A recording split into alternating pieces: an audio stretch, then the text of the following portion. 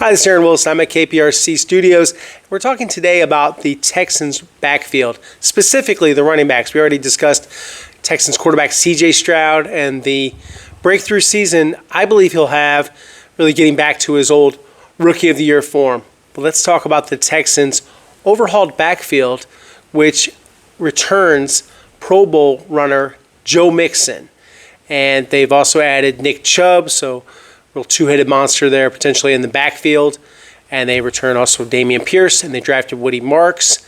And they've got some other backs, including J.J. Taylor, Jahar Jordan, Dargo Mwale, and a fullback, classic fullback in Jacob Johnson, and then kind of a combo fullback running back in British Brooks, who also outstanding on special teams. So they've got the makings of an outstanding running back room. And I kind of want to go through everything with Joe and Nick and the kind of tandem they can become. But let's make no mistake. It is Joe. Joe is the centerpiece. Joe's the bell cow. Joe is the guy. He is RB1. And I thought they overused him a bit last season. And he also had some issues with his ankle pinching a bit because of these high ankle sprains suffered from illegal hip drop tackles. Don't get Joe started on the hip drop tackles and the lack of enforcement. It is not a level playing field when it comes to that call. And we've seen this play out with Joe where it affected his offseason involvement, and he wound up having an aggravation of his ankle. He was absolutely great in the playoffs, but had a training injury. So he was in a walking boot, he was limping around, and then he got out of the boot. And he's been out of the boot for a while. Then he had a little lace-up thing for the ankle/foot. And since then, he's regained his mobility. He's improved significantly. And I just want to say, if he's not ready, I've been told by the first day of Texans training camp, in terms of what they do with him, his level of activity, if he's going to be the active physical and perform list, none of that would be surprising. But it wouldn't mean anything, I'm told, about his availability for the first game of the season, when it actually matters, when they play the Los Angeles Rams. But yeah, let's talk more about Joe the player, not just Joe's health. Joe is a downhill runner. Joe runs with great body lean. Joe is a dynamic presence out of the backfield. He needs to get the football even more. I think they need to throw it to him a bit more because he's a really good receiver. And his timing, his vision, all pluses. Last year there were some games where I didn't consider him ineffective. I thought the blocking was absolutely substandard, especially that game against the Detroit Lions. But there were other moments, like the first game against the Colts, the 150-yard game, a couple of touchdowns. The 3-touchdown performance against the Dallas Cowboys on Monday night, I know you Texans fans liked. Watching him absolutely steamroll, plow through the Dallas Cowboys defense. So Joe is a legitimate tough guy. Joe is about 230 pounds of bad news when the linebackers line up trying to tackle him. He is no fun to play against. And I was talking with Adrian Peterson at a high school showcase that his son, Adrian Peterson Jr., was attending for some of the top Houston high school football players. A lot of talent out there on that field, especially Adrian Peterson Jr. He's only going to be an 8th grader. He's just got such a bright future ahead of him. But Adrian had something to do with Joe going to Oklahoma, helped recruit him, got him interested in Oklahoma. And he cannot say enough good things about Joe as a person and Joe as a football player, and really respect Adrian Peterson, one of the all-time greats. I had a chance to cover a lot of his games over the years, and he is one of the best competitors ever. And so is Joe. Joe is a bit older running back. He's in his late 20s now, and he's got some tread off the tire, but I think he still has a lot left in the tank. You saw how effective he was getting into the end zone. You saw his ability in the playoffs, the way that he was a weapon against the Chargers and the Kansas City Chiefs. So he's someone that offenses have a lot of problems accounting for. He's as big as the linebackers in many cases. He's faster than those linebackers. He's got moves, and he knows where he's going, unlike those guys. They don't know his path. They don't know what kind of moves he's going to throw at them.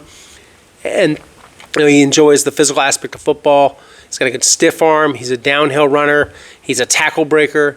He's a lot of great things. And he's one of the best running backs in the National Football League. So, they really, Nick Caserio's made a lot of good moves, but trading for Joe was going to be cut by the Bengals, largely for financial reasons, and getting him signed to a 3-year, $27 million extension just a year ago, one of Nick's wisest investments. So I like to give credit where credit's due and give Nick Caserio credit for this because he put this thing together. And Joe loves playing here. Joe has a good relationship with the media. He won the Good Guy Award. Was one of the guys that really felt very strongly about him deserving that. So his relationship with the Houston media, much different than what he had with the Cincinnati media.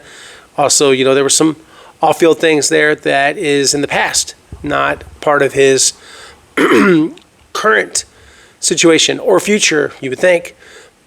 So you look at Joe, and a lot of that too is allegations against his family, not Joe, just to kind of encapsulate that and put some context on it.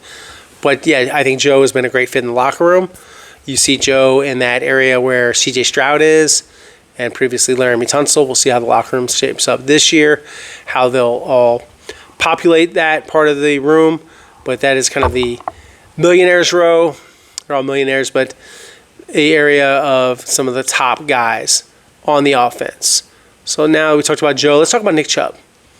I saw some body lean. I saw some twitchiness from Nick, who, as you guys know, had a broken foot last year, 2 years ago, damaged ACL and MCL tears. And so this was a deal where he had to get himself healthy again. And now he's healthy. He's playing under a contract that's worth up to $5 million. It's got a base value of $2.5 million. And potentially you have a very formidable backfield with Joe Mixon and Nick Chubb working in tandem, working together. And the Texans, obviously by their actions, they weren't comfortable just saying, okay, well, we're just going to go with Dameon Pierce, or we're going to have Dario Agboale and Dameon split up the RB2 role. And yes, it's RB2. So, Joe's the unchallenged starter, and then you have Dameon. I'm really interested to see what Woody Marks might do. Woody's interesting. Woody's got great hands. He's a talented runner, caught a lot of passes at Mississippi State and USC, and I think he's going to be heard from in this, push for playing time behind the first two backs. And he's a great insurance policy in case they have any injury to Joe or Nick, who both have injury histories. Dario Agboale is more of a special teamer, and he's a good change of pace. And then J.J. Taylor, for an undersized back, has forged a solid career. He's been sticking around for a while. Jahar Jordan, a lot of speed, a lot of moves, undersized back. Maybe he's going to be practice squad. Maybe Taylor will be practice squad. It's nice having Taylor on the practice squad. I can tell you that. They use him sometimes. So when he does play, he's effective. They've got a big, strong blocking fullback in Jakob Johnson. Remember, they used the fullback in the Nick Haley offense with the Patriots. And they utilized, really, I would say, heavily as a blocking presence. So that was with James Devlin back when Nick Haley, the Texans OC, was coaching the fullbacks and the tight ends. And then, of course, you have British Brooks. And British, to make the team, he'll have to make it as a combo fullback, halfback, and covering kicks. So those are some of the roles for him. A lot of people ask me about Dameon Pierce. And I think, Dameon, he wasn't healthy in the spring, but expect him to be ready for training camp.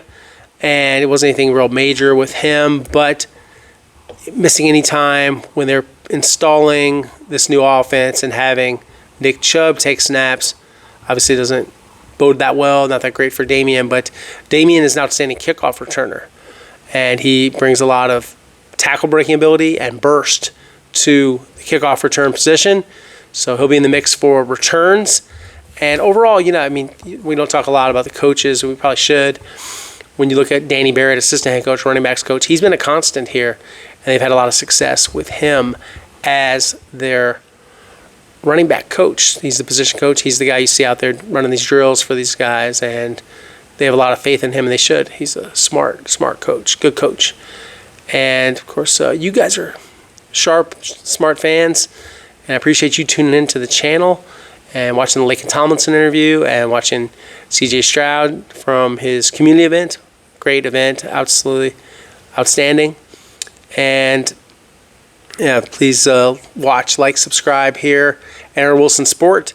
and I'll be on Sports Sunday, and we'll have more and more coverage of the Texans as we get closer and closer to training camp. We are in the countdown. We're not quite 48 hours out, but we're close to it, and we'll have you covered here and at www.click2houston.com, and of course on my Twitter/X account, AaronWilson_NFL, and Instagram, AaronWilson7128.